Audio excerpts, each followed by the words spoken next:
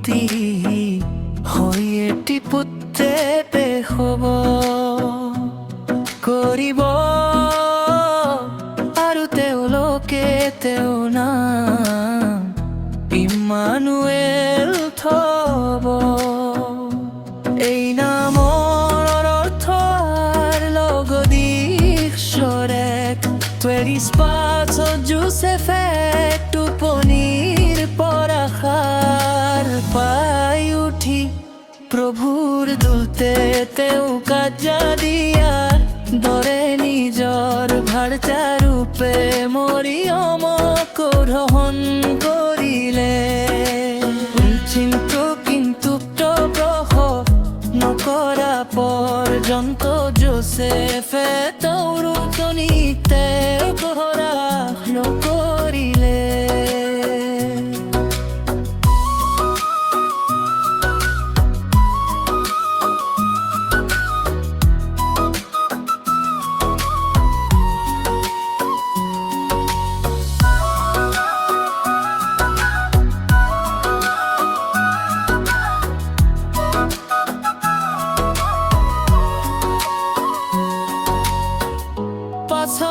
জোসেফে সেই সন্তানৰ নাম যীশু থলে।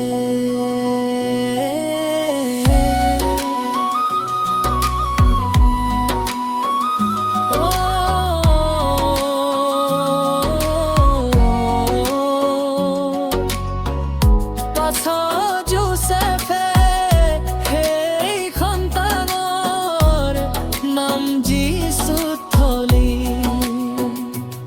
এই নামৰ অৰ্থ আমাৰ লগত ঈশ্বৰক পাৰিছ পাছত জোসেফে টোপনিৰ পৰা সাৰ পাই উঠি প্ৰভুৰ দূতে তেওঁক আজ্ঞা দিয়াৰ দৰে নিজৰ ভাৰ্যা ৰূপে মৰিয়মতে গ্ৰহণ কৰিলে।